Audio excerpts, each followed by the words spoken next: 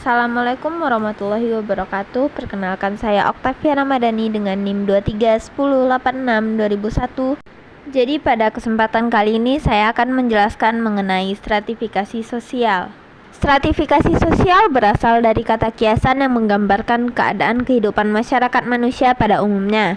Menurut Petirim A. Sorokin, bahwa stratifikasi sosial adalah pembedaan penduduk atau masyarakat ke dalam kelas-kelas secara bertingkat secara hierarkis. Perwujudannya adalah adanya kelas-kelas tinggi dan kelas-kelas yang lebih rendah.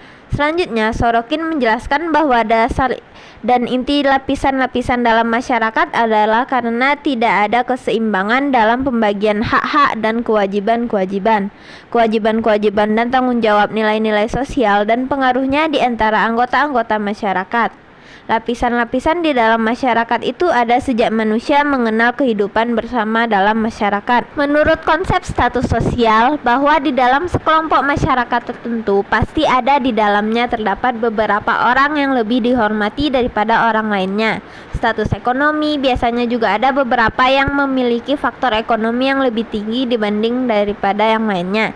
Begitu seterusnya bagi status-status lain yang berhubungan dengan kehidupan masyarakat. Menurut Sujono Sukanto, selama dalam suatu masyarakat ada sesuatu yang dihargai dan setiap masyarakat mempunyai sesuatu yang dihargai, maka hal itu akan menjadi bibit yang dapat menumbuhkan adanya sistem berlapis-lapis dalam masyarakat. Barang sesuatu yang dihargai di dalam masyarakat itu mungkin berupa uang atau benda-benda yang bernilai ekonomis, mungkin juga berupa tanah, kekuasaan, ilmu pengetahuan, kesalehan dalam beragama, atau mungkin juga keturunan dari keluarga yang terhormat. Ada beberapa ciri umum tentang faktor-faktor yang menentukan adanya stratifikasi sosial, yaitu di antaranya 1. Pemilikan atas kekayaan yang bernilai ekonomis dalam berbagai bentuk dan ukuran. Artinya strata dalam kehidupan masyarakat dapat dilihat dari kekayaan seseorang dalam masyarakat. 2. Status atas dasar fungsi dalam pekerjaan, misalnya sebagai dokter, dosen, buruh, atau pekerja teknis dan sebagainya. Semua ini sangat menentukan status seseorang dalam masyarakat. Yang ketiga, kesalahan seseorang dalam beragama. Jika seseorang sungguh-sungguh penuh dengan ketulusan dalam menjalankan agamanya, maka status seseorang tadi akan dipandang lebih tinggi oleh masyarakat.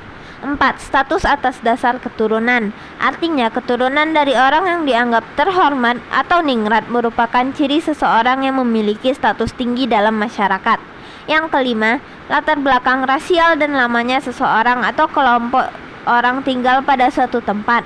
Pada umumnya, seseorang dengan pendirian satu kampung atau perguruan tertentu biasanya dianggap masyarakat sebagai orang yang berstatus tinggi, terhormat, dan disegani.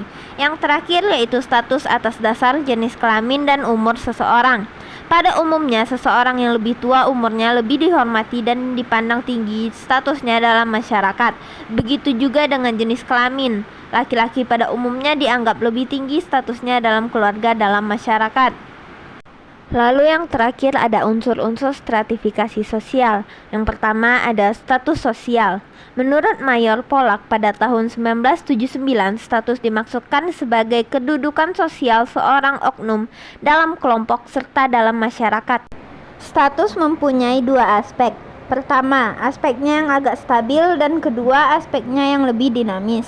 Menurut proses perkembangannya, status sosial dapat dibedakan menjadi dua macam. Yang pertama, status yang diperoleh atas dasar keturunan atau ascript status. Pada umumnya, status ini banyak dijumpai pada masyarakat-masyarakat yang menganut stratifikasi tertutup, misalnya masyarakat feodal atau masyarakat yang menganut paham rasialisme.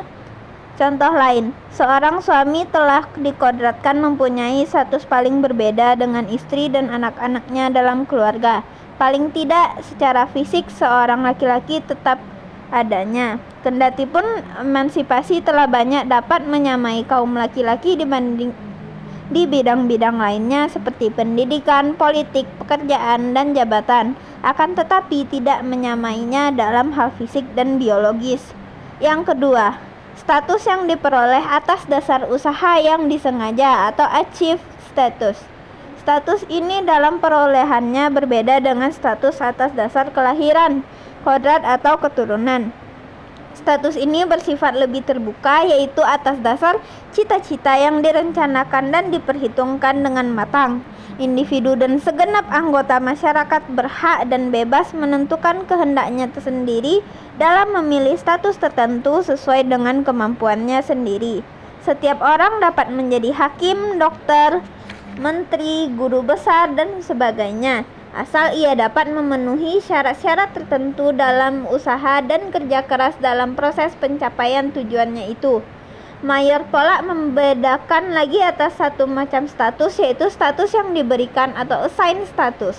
Status ini sering mempunyai hubungan erat dengan achieved status, dalam arti bahwa suatu kelompok atau golongan yang memberikan status yang lebih tinggi kepada seseorang yang dianggap telah berjasa, telah memperjuangkan sesuatu untuk memenuhi kepentingan masyarakat. Yang kedua, peranan sosial. Peranan sosial adalah suatu perbuatan seseorang dengan cara tertentu dalam usaha menjalankan hak dan kewajibannya sesuai dengan status yang dimilikinya. Seseorang dapat dikatakan berperanan jika ia telah melaksanakan hak dan kewajibannya sesuai dengan status sosialnya dalam masyarakat. Jika seseorang mempunyai status tertentu dalam kehidupan masyarakat, maka selanjutnya ada kecenderungan akan timbul suatu harapan-harapan baru. Dan harapan-harapan ini seseorang kemudian akan bersikap dan bertindak atau berusaha untuk mencapainya dengan cara dan kemampuan yang dimiliki. Oleh karena itu, peranan juga dapat didefinisikan sebagai kumpulan harapan yang direncana seseorang yang mempunyai status tertentu dalam masyarakat. Dengan singkat, peranan dapat dikatakan sebagai sikap dan tindakan seseorang sesuai dengan statusnya dalam masyarakat. Atas dasar definisi tersebut, maka peranan dalam kehidupan masyarakat adalah aspek dinamis dari status.